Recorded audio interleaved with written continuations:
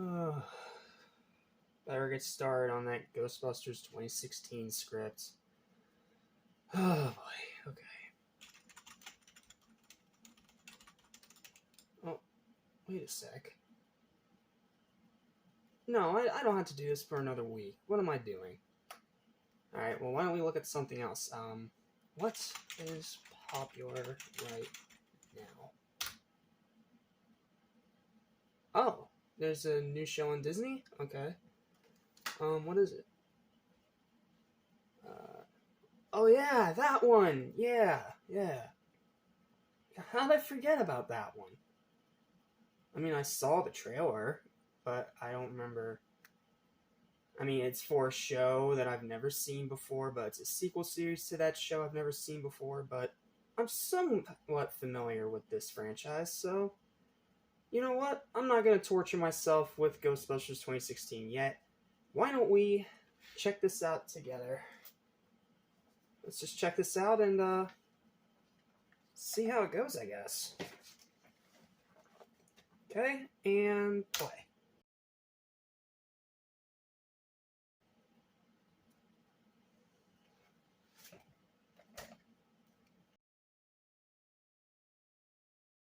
Yeah, I'm reviewing this now.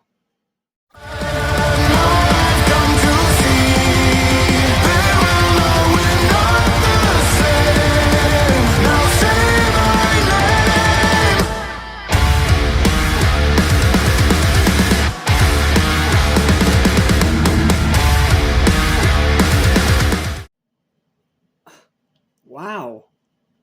Disney. More of this, please. Like, this was great. This was awesome, in fact. Like, one of the best Marvel-related things I've seen in years. I'm shocked, man. Please excuse my informal attire. I don't have any X-Men shirts on me. So, let me give you a little bit of context before we dive into this one. I haven't always been a huge fan of the X-Men, outside of Wolverine, of course. But I by no means didn't like them. I thought they were cool. They were a nice way to commentate on things like social justice or diversity or human rights, stuff like that. Like, I found that really interesting.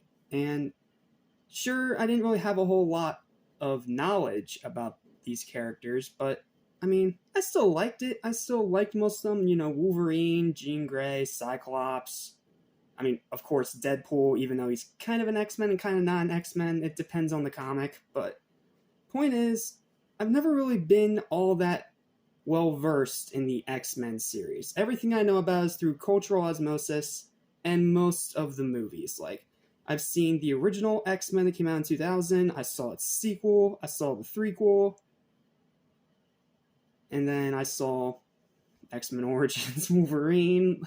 Uh,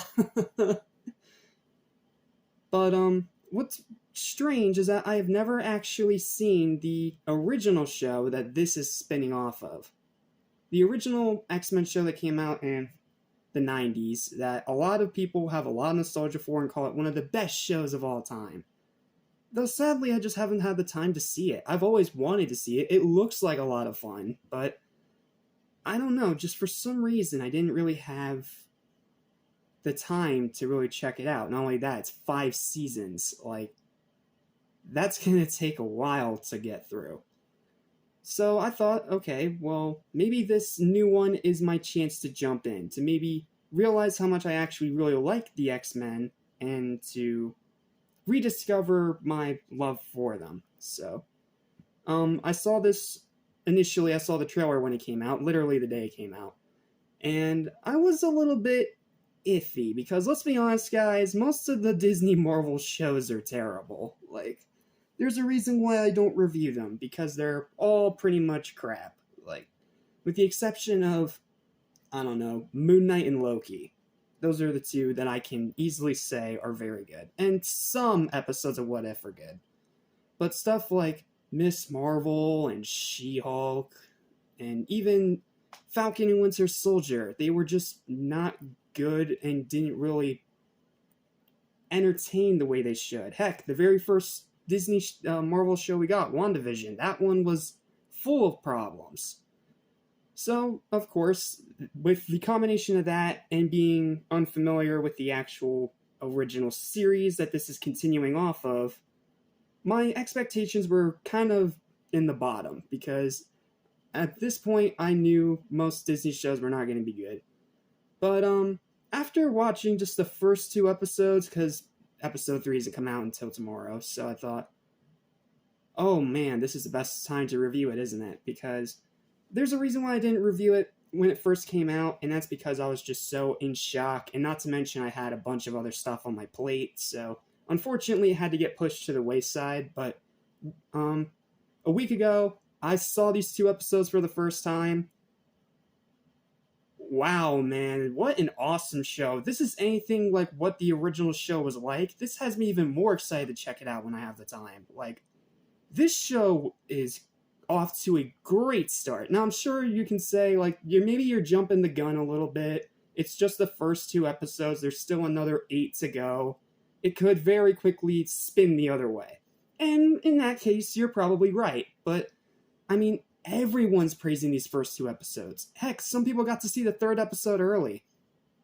Looking at you, Angry Joe. But, like, everyone has been praising this show, with the exception of the obvious stupid LGBTQ woke garbage conversation that comes into every single one of these shows that tries to add more diversity into their roster. So, I wasn't a big fan of the trailer, but after watching the show, I can definitely say that this is the best show on Disney Plus right now. And yes, you can probably say, oh, but Mandalorian exists. And you're probably right, but here's the thing. I have not seen the latest season of Mandalorian quite yet. I've only seen the first 2.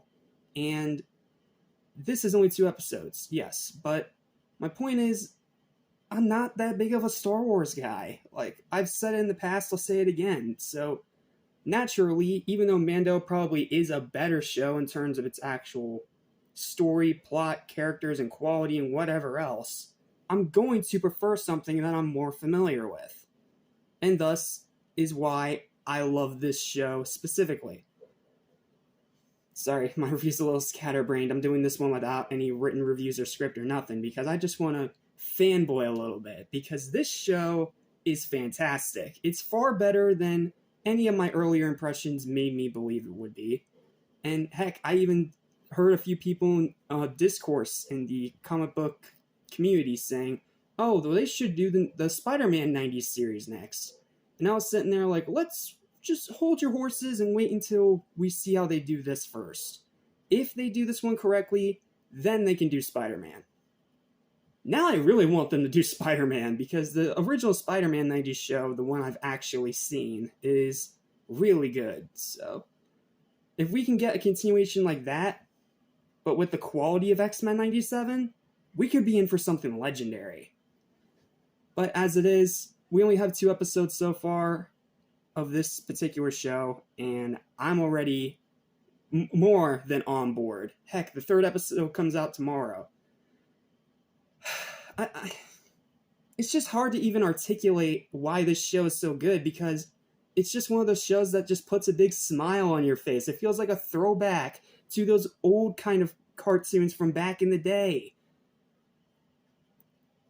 And I'm excited to dive into it. This is going to be a full spoiler review, so if you don't want to be spoiled, please don't watch this video up to this point, because I am going to be going into full spoilers over what happens in each of these 2 episodes, as well as every other episode going forward, because there's a lot to talk about, and a lot of it's really good. Trust me, this is a great show. It's off to a great start. But there are a few little things that I think maybe can be tweaked a little bit. And it's mainly from the first episode. So why don't we stop wasting time and stop me rambling on and on about whatever and dive into the show. Let's start with the first episode, fittingly titled, To Me, My X-Men. I'm going to start here by just reading off a little written synopsis I found online, and then we'll dive a bit deeper into it. It's 1 year after Charles Xavier left the Earth, because in the finale of the original X-Men show, from what I've been told, and from what the trailer outright spoiled, Xavier died. at the very end of the original 90s show. So this is continuing directly off of that. This continues literally 1 year after the events of the original series, at least from what I'm able to gather. 1 year after Professor Charles Xavier left Earth, the X-Men continue their mission to defend mutants and humans alike. Bishop has joined the team, and Jean Grey has become pregnant. And before you guys start complaining, the people that are unfamiliar with actual comic book stuff, this is from the comic books. Because for those of you that don't know, the child of Jean Grey and Scott Summers in the comics is Cable. Yeah, wrap your head around that. Support for mutants has grown and the X-Men have become legally sanctioned by the United Nations. The X-Men save a young mutant named Roberto da Costa from the Friends of Humanity, an evil terrorist group that somehow got their hands on Sentinel technology. Seeing that they were outfitted with this Sentinel tech, Jean probes Henry Peter Gyrich's mind from the location, for the location of the Sentinel's creator, Bolivar Trask.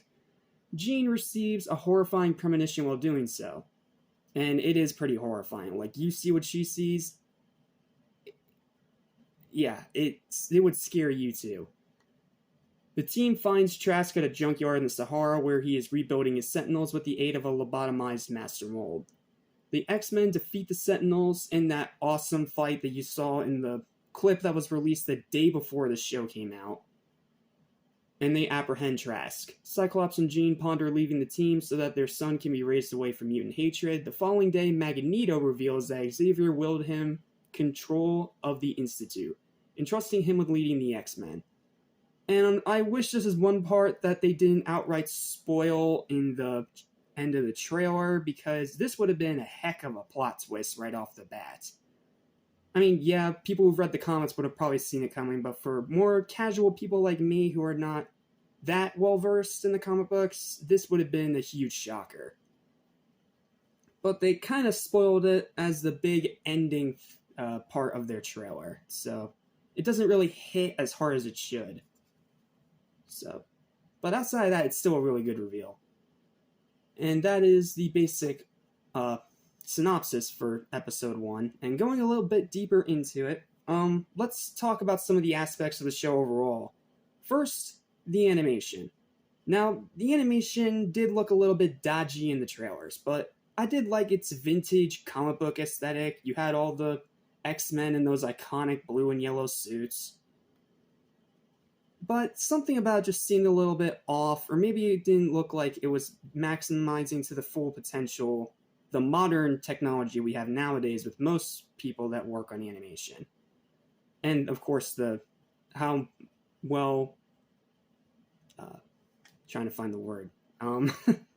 much evolved technology has become over the years.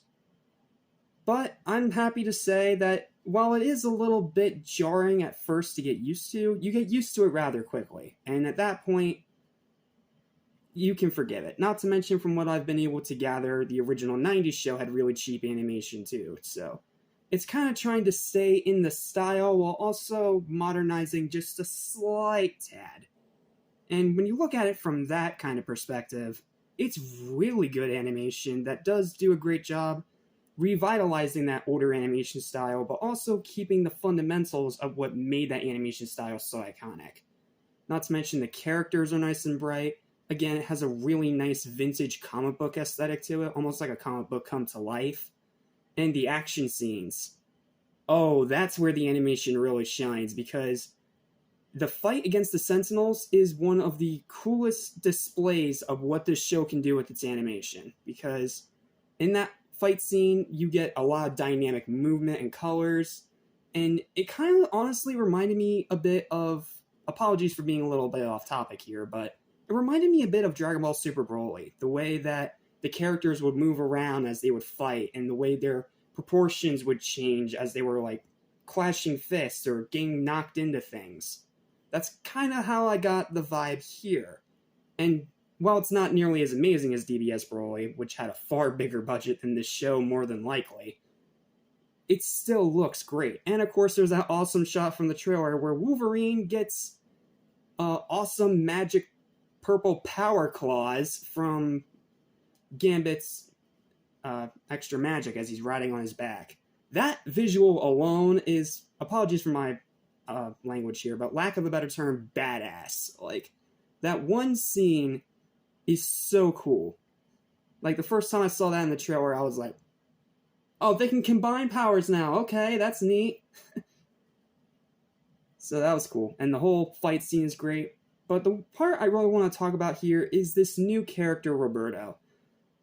He's fine. Like, he's your stereotypical new main antagonist with legendary casting that you've seen done in a bunch of other shows and a bunch of other movies. He's fine, the voice acting is good, but his character doesn't really have a whole lot of character. It's a little hard to explain, but once you actually see the show, it'll make a bit more sense. I by no means hate his character, and he still has plenty of room to develop. There is 10 episodes in this first season, after all. But it also kind of feels like he's a little bit pointless in some scenes. Just a little bit. It's not a super big problem. It's just a little thing that needed to be analyzed and discussed. Oh, and also, while I mainly put the awesome big part of the episode as the big final battle, I also want to talk a bit about the actual opening fight with the Friends of Humanity.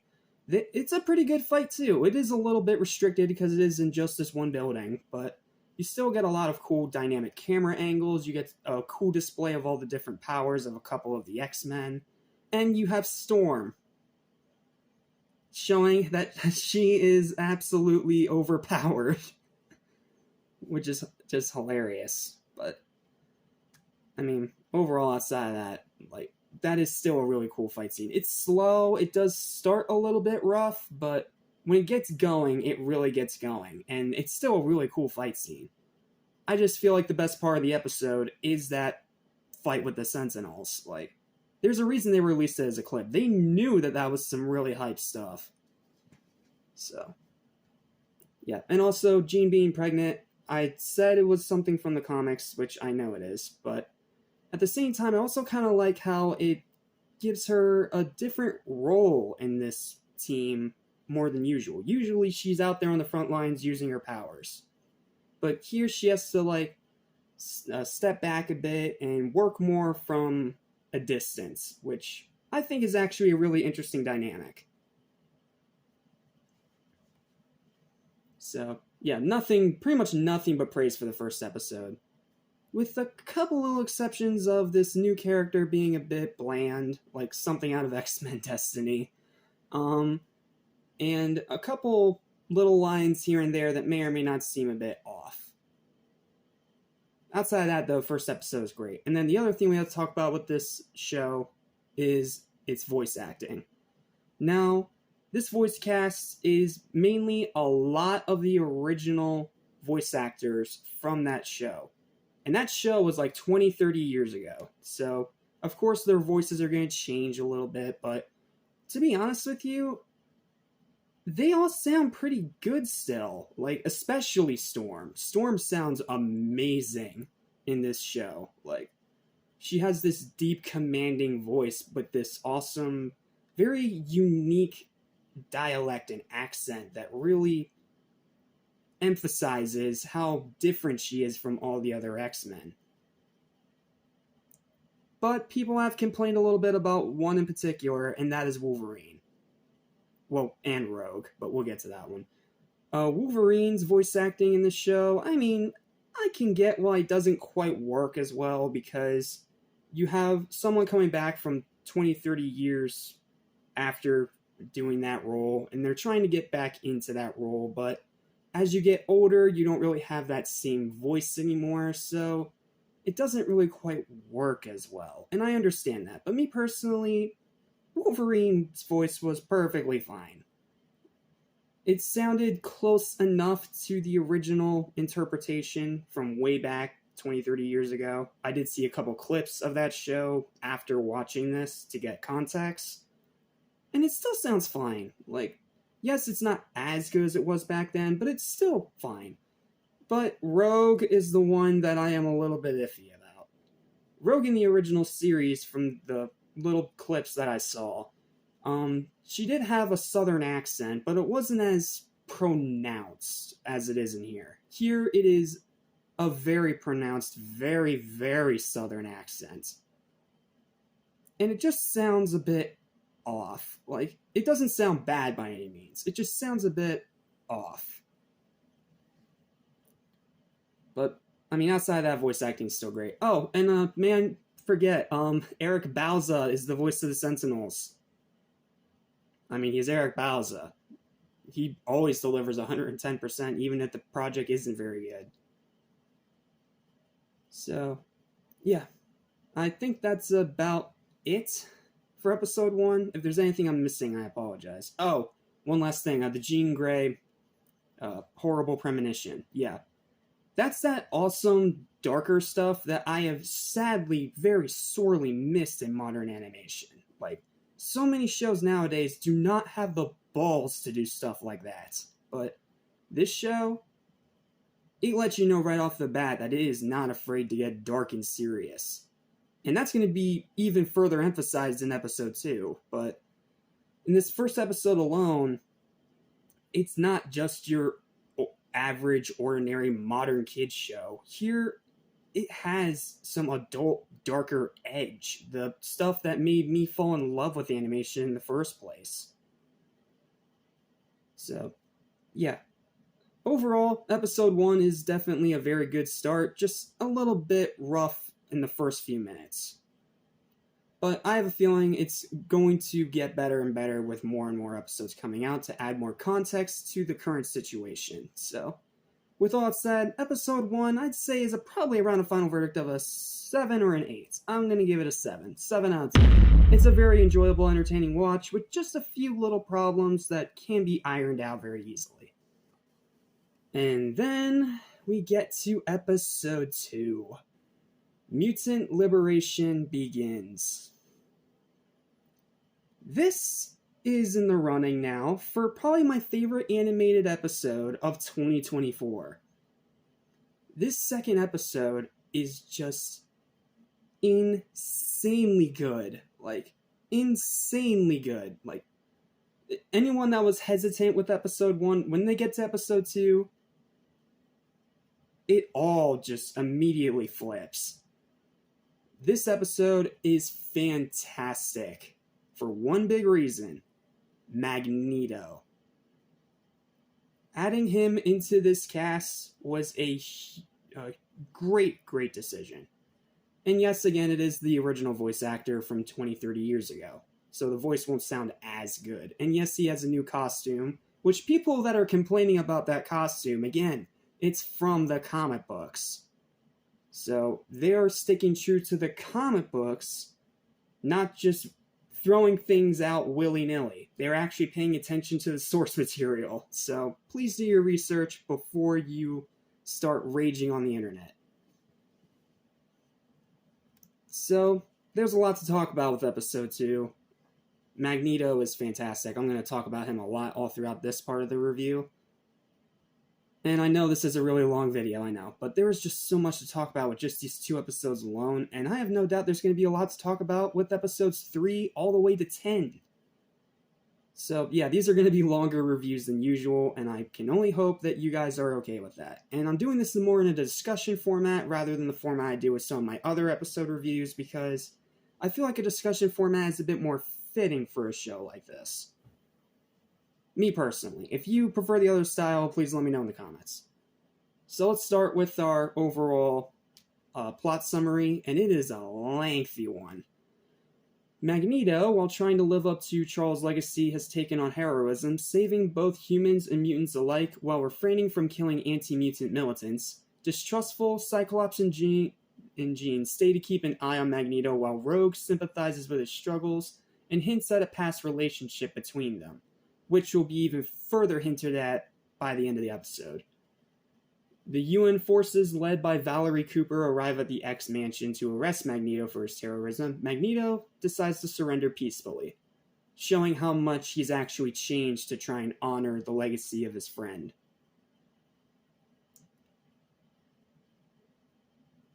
So, hoping to gain the trust of both the X-Men and humanity while doing so. During his trial at the UN headquarters, the FOH stage an assault on the building. Their leader, Executioner, attempts to shoot a depowering radiation blast at Magneto, but Storm takes the hit for him. Magneto stops the assault, after which UN grants him a pardon, only after he gives one of the most badass speeches I've heard from any character in animation in at least 5 or 6 years. Seriously, his speech is just so good in this episode. We have to talk about it later. And discuss the possibility of integrating the mutant nation Genosha into the Union. Meanwhile, Jean goes into labor, and Rogue is forced to absorb an obstetrician's knowledge when he refuses to deliver a mutant baby.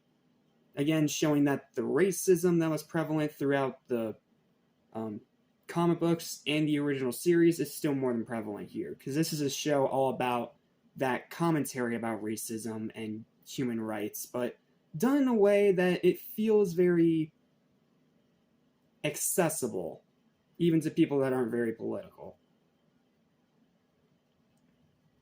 Jean gives birth to a son whom she names Nathan, which, like I said, Nathan ends up becoming Cable.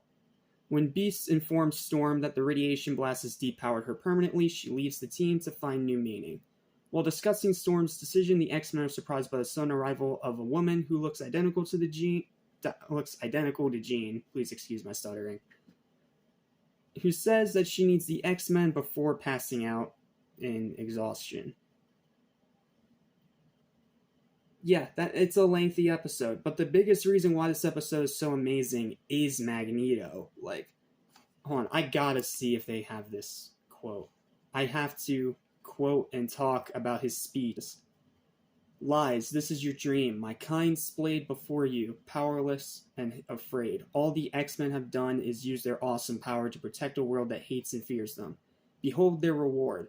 What must we do to be good enough? Is this the high road's destination? If so, as I have said too many times before, never again. Bigot, ingrate, sycophant, worm. So small I could smite you with a step. There was a time I would smite you all for what has been done to Storm. But today, I have saved you from your own. For an old friend has challenged me to remember this view of Earth. How vast it is, versus how small we make it. Charles Xavier trusted me with his dream, and it does not ask you to love or embrace my kind as your own, but merely to accept that this is a shared world with a common future, and that my kind like yours have the right to live in it. I am trying to be better. Please do not make me let you down. That one speech alone told me that this show is going to be something special. It is such great writing. It's adult. It cuts deep into the problem with the racism all throughout the comics and this particular series and what the X-Men had to deal with every day despite trying to help people. Like, it is such a good speech. And so many people have labeled it as one of the best parts of the entire episode. And I wouldn't be surprised if it's going to be high on a lot of people's top moments of the entire season by the time this thing wraps up. So, yeah, Magneto alone makes this episode amazing. And the way of seeing his heel turn from this super evil villain now to trying to be a hero to honor Charles Xavier and his sacrifice, it really shows how far he's come as both a character and a anti-hero slash villain turned full hero. Like, my goodness. I mean, if this speech doesn't grab your attention and make you trust him, I don't know what else will. Like, oh my goodness, what a such a phenomenal freaking writing. But there is one big problem with this episode I do want to talk about, and that is Storm leaving the series at only the second episode. Look, I get why they did it, because she's so overpowered it would have made things too easy. But, I mean, at the same time, And also, yes, it does tie in well to a a conversation that she has earlier with Jean about how she's wondered about what it's like to be a human. But it just sucks that she gets sidelined so quickly, and the way she just leaves the team immediately after that.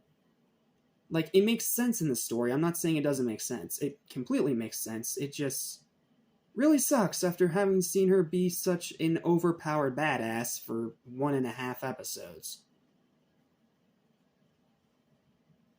But I understand why she left. I understand what it means to her character, and now she wants to go and find this new purpose. But you know what? Good on the writers for having the balls to actually do something like that. It's just gonna bug me a little bit seeing some of these other episodes and not seeing her in there. Now, will she return to the actual show itself? I have no idea, but I'm hoping that she comes back. Like, I am really, really hoping that she returns. I would love to see it. So, yeah, that's episode 2 pretty much. Oh, and then you have the fight with what the heck was their name again? Sorry, I promise I'll remember this better the more I say it. The Friends of Humanity.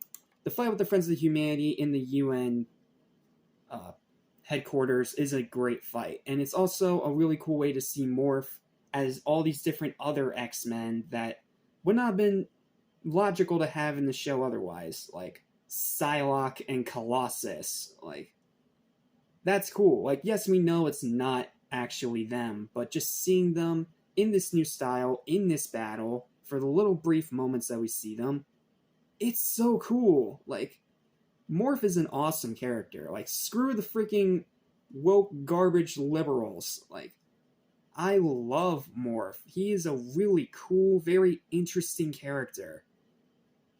And I hope we get to see more of him, and maybe a whole episode dedicated to particularly him and further developing his character.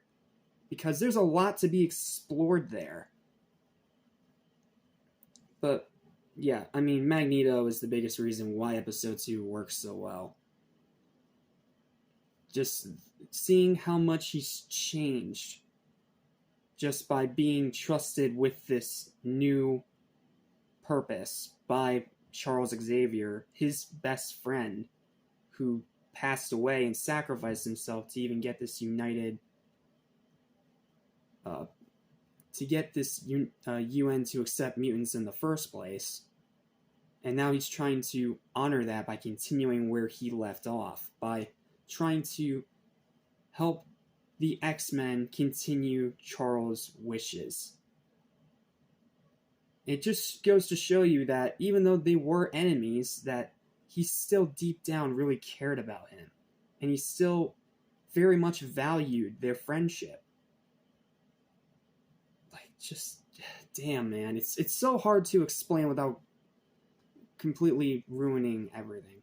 But trust me, it is really good. It really is that deep, and the writing does perfectly emphasize how much he's changed. And not only that, they do it in a way that it feels natural and not forced, like some other people that try to do a villain turned hero plot. So, yeah, I don't think I can really say much more about that. Oh, and the hints of Rogue and Magneto having a thing.